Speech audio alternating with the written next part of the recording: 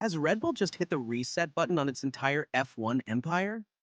Christian Horner, the architect behind their domination, has been sacked after 2 decades at the helm. Some breaking news first, coming in from Red Bull GmbH, saying that it has fired Christian Horner. The move stunned the paddock and set off a chain reaction that could shake the driver market, team dynamics, and Verstappen's future. Ferrari has responded to the Horner rumors, but their answer raises more questions than it settles. What does this mean for the Red Bull power structure, and who really benefits from this seismic shift? Today, we're breaking down everything: the fallout, the future, and the power plays. Before we jump in, hit subscribe and ring the bell for all the latest. Let's get into it. Christian Horner sacked by Red Bull, and who replaces him? After 20 years, 6 constructors' titles, 8 drivers' crowns, and 124 Grand Prix wins, Christian Horner is out. Just like that. Red Bull did not just ease him out, they axed him mid-season with barely a warning shot. And the paddock? Shell-shocked. This wasn't just a sacking, it was a power shift. Word is, Red Bull's Thai owner, Chalerm Uvidya, finally sided with the Austrian camp after months of internal warfare, with Horner right at the center of it. This is the same guy who turned Red Bull from a glorified energy drink marketing stunt into an F1 juggernaut. But in the end, not even that resume could save him. From the 2024 sexting scandal, which he was cleared of, to the Verstappen family Cold War, to a performance dip that's dropped Red Bull to P4, it all stacked up.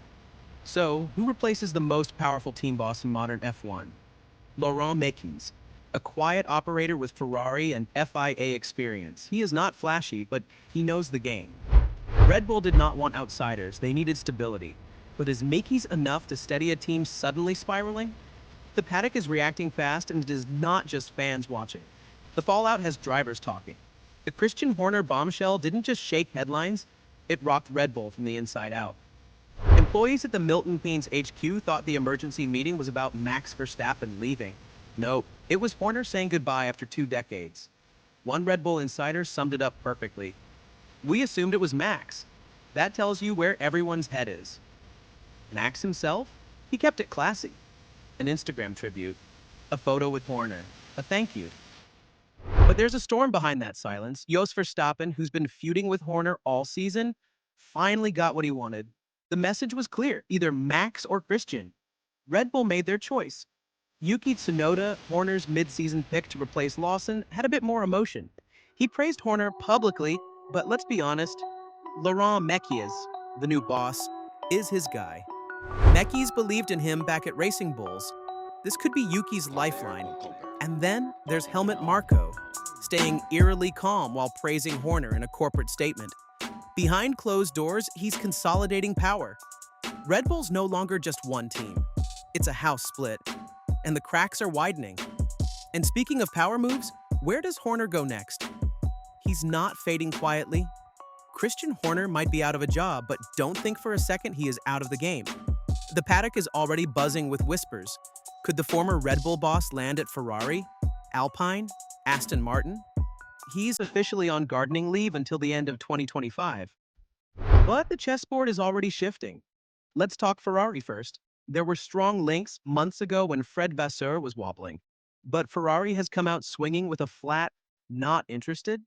They don't want to deal with Horner's baggage or risk upsetting Hamilton, who has publicly backed Vasseur.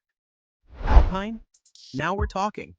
Flavio Briatore is pulling strings behind the scenes, and Horner has history with him.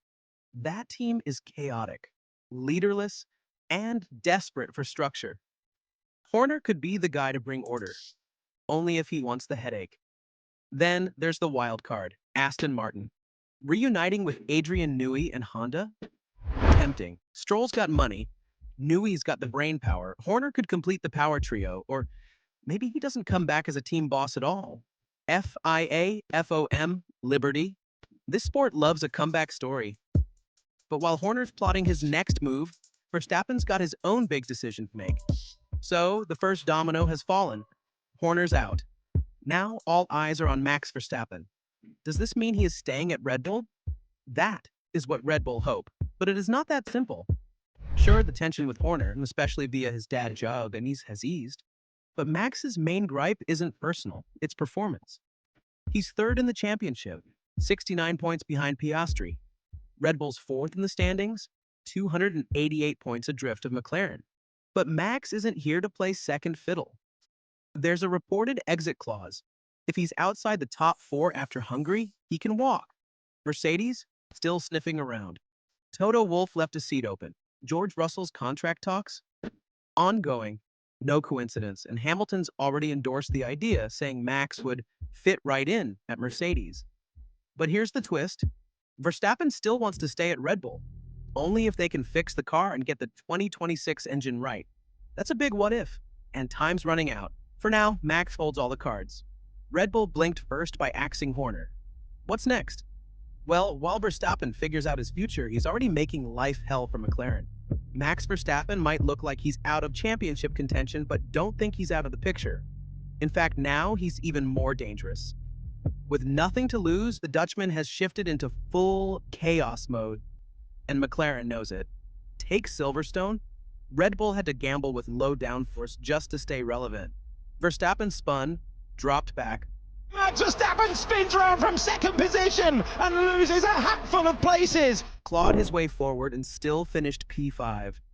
Not great, but not bad considering the car. And now, Max isn't managing points. He's hunting wins, taking risks, and shaking up McLaren's clean little fight between Norris and Piastri. He's already bagged 4 poles this season. So even if McLaren is faster on race day, Verstappen's still in their way off the line. And he's no longer playing the long game. He's racing like it's 2019 again. Elbows out, stakes low, attitude high. For Lando and Oscar, that's a problem. They're each other's biggest threat. But now they've got Max in the mix. Unpredictable, aggressive, and with absolutely nothing holding him back. But Max isn't the only loose end. What happens next with Horner and Helmut Marko could shape Red Bull's future. Christian Horner says he's taking quiet time. Yeah, right. This is Formula One. Nobody sits still for long. He's already being linked to Alpine, Aston Martin, maybe even a surprise executive role higher up the F1 food chain. You don't win 14 world titles and fade into the background. But while Horner plots his comeback, Helmut Marko might want to check his mirrors. The calls for his exit are growing louder. Critics say he's too old school, too ruthless, and too out of touch. With Mekis now in charge, could a full leadership reset be coming? The driver pipeline is wobbling too. Tsunoda's hanging on, Lawson's stalling, and Hajar is lurking. Mekis could shake up the whole structure. Red Bull's empire, thus once bulletproof, is suddenly full of cracks. Horner's exit was the first tremor. But the aftershocks? They're just getting started. Verstappen's next move could blow the whole thing wide open. So, Red Bull without Horner is already a different beast, and not necessarily a better one. The team's struggling, Verstappen's future hangs in the balance, and Helmut Marko could be next in line. Ferrari might have dodged the Horner drama this time, but across the grid, the driver dominoes are lining up fast. Verstappen to Mercedes, Russell on the move, Mekis rewriting the Red Bull script, the next few races, and a looming regulation overhaul will define who's on top in 2026. Is Red Bull going to crack, or just evolve into something better? Drop your thoughts in the comments, and don't forget to like and subscribe. See you in the next video.